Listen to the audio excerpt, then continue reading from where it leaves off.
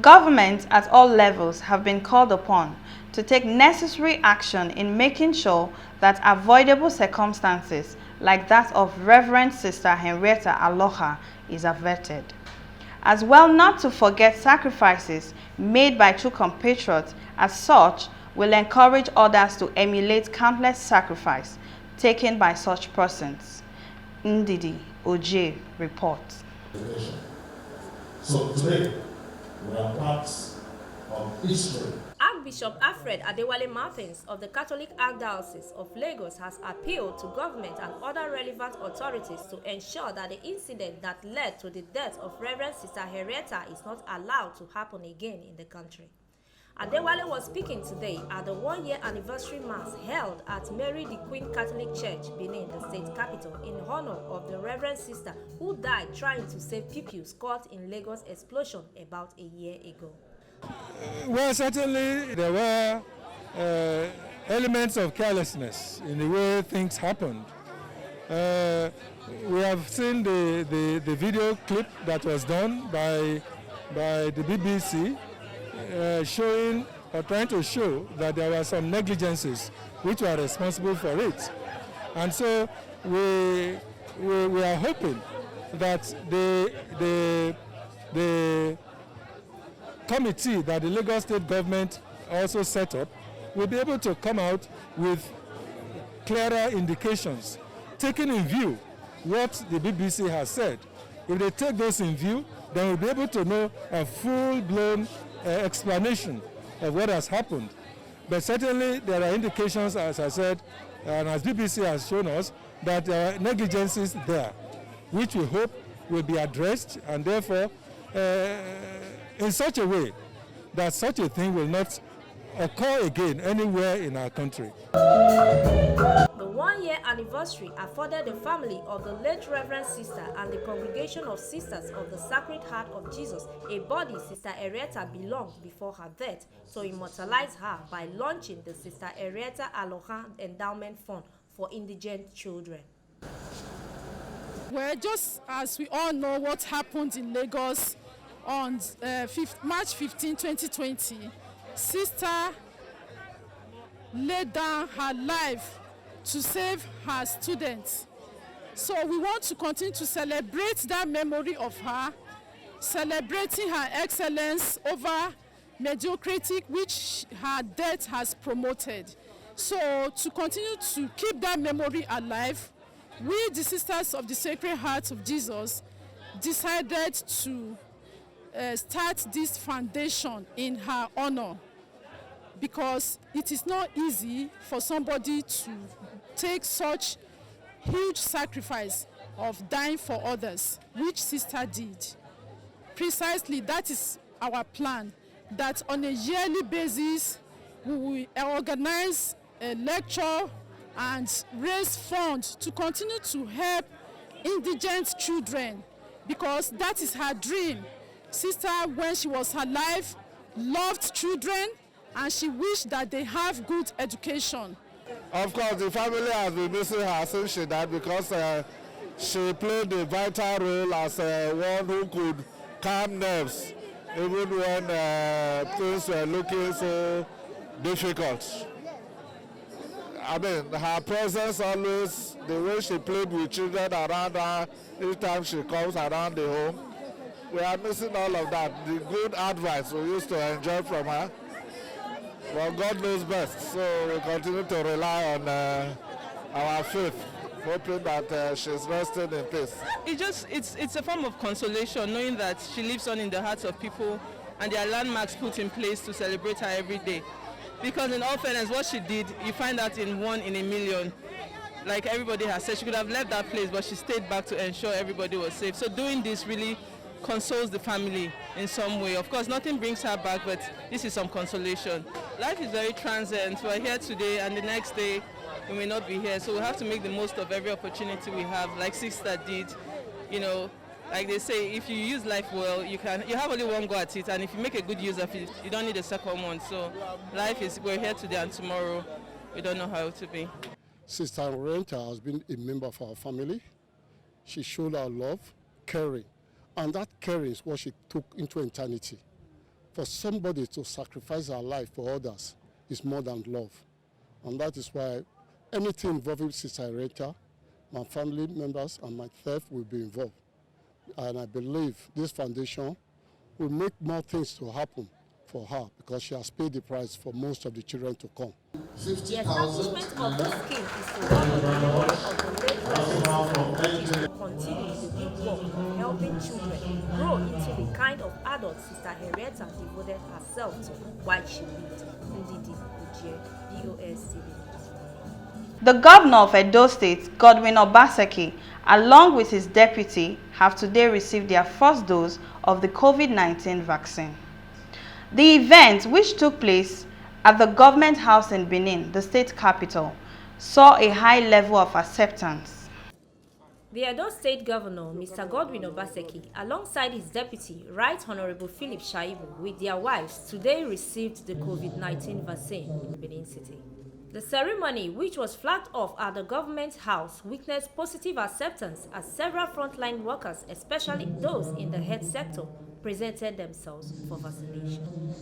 The secretary to the state government, Osarodion Ogie, and the chief judge of Edo State, Justice Esther Ebigi, among other notable political, religious, and traditional rulers, were also vaccinated. It is heartwarming that today we begin a march to the gradual return to normalcy with the introduction of the coronavirus vaccine, which assures of hope of brighter days ahead as we collectively fight to defeat this deadly virus.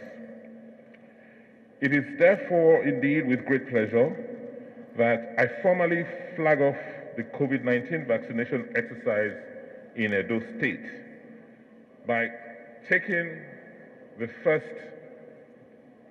dose of vaccination personally this morning.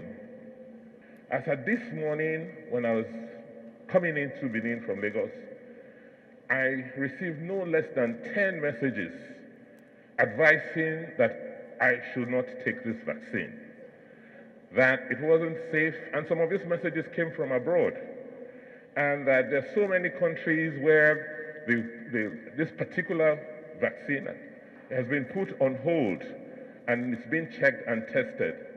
That in South Africa, for instance, the doses meant for them have been rejected, and so the vaccine manufacturers are pushing it to Nigeria. So I had to call the experts. Fortunately, as you know, Edo is very, very blessed and well placed with human capacity that understand the issues in this area. And over the last 1 hour, we've exhaustively gone through all the so-called risk issues relating to this vaccine. And yes, it may not be 100% foolproof. Yes, there may be some issues, because, the more than how many billion people on earth cannot have the same constitution. However, on the balance of risk, this vaccine is safe. There's nothing new with this vaccine and the politics of the vaccine. And I decided this morning, against all pressure, to make myself available to take the vaccine. And I have done so. It's a painless exercise, and I'll be surprised if there will be any side effects. So I am encouraging all of us in Edo State to disregard, or not disregard, but yes, listen, but to the fears being expressed, but however, go ahead and take your vaccination, particularly our frontline workers who are daily exposed in treating COVID-19 patients, and also the elderly and people who have underlying medical conditions. Please go and ensure that you take your vaccines. We have doses for 40,000 people to be vaccinated immediately, and I have asked that we are proactive. That is, we'll go to the communities. For people who you know are elderly, people who you know have underlying health conditions, let us know. Get them to register so that we can vaccinate them. That's the only proven way today that we can reduce their risk of being exposed to COVID-19. Thank you so much. Let me first of all say that the vaccine is safe. When you talk about side effects of vaccines generally, they are very mild. What you feel, just with every other vaccine, chickenpox, measles and all of that, immediately after you feel slight fever or slight irritation at the site of the vaccine. It's not more than that. If you look at the registration point, persons were asked if they were allergic to any kind of drug. That is to ensure that those administering the vaccines are properly prepared for any eventuality. On the issue of blood clotting, now what happens sometimes is that with every drug, some persons may actually react in a very different manner from what is usual. But for the issue of blood clotting, we are aware that there's a certain batch of the vaccine supply that has that particular side effect. But for the one supplied to Nigeria, that batch number is not there. So there's nothing to be scared of. With the rollouts, frontline health workers in the state are to take the vaccine to protect themselves in view to the high-risk factors associated with their line of duties, especially those in isolation centers and other health facilities in the state. Ndidi Ojie, Vos TV News, Benin. Davido has congratulated Burna Boy and Wizkid on winning the Grammy Award. The reports. Nigerian pop star Davido has congratulated Burna Boy and Wizkid for winning in the 63rd Grammy Award held in Los Angeles over the weekend. Burna Boy walked away with the Best Global Music Award with his album Twice as Tall. Davido posted on his Twitter handle and said, "Whichever way you look at it, this is a victory for Nigeria, for the culture and for the people. Congrats to the winners, Tule Naija." Burna Boy, who was also nominated in the same category in 2019, then known as the Best World Music Album, but lost to legendary South African singer Angelique Kidjo. In other categories, The Lion King won in the Best Music Video category with the song Brown Skin Girl by Beyonce, which features another Nigerian, Wizkid.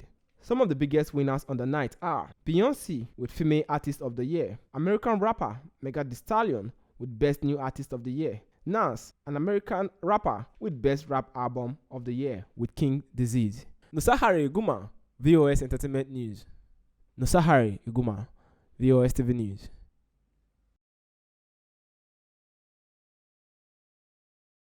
And on the world of sport today, Anthony Joshua has agreed to sign a 2-title fight with Tyson Fury. The report.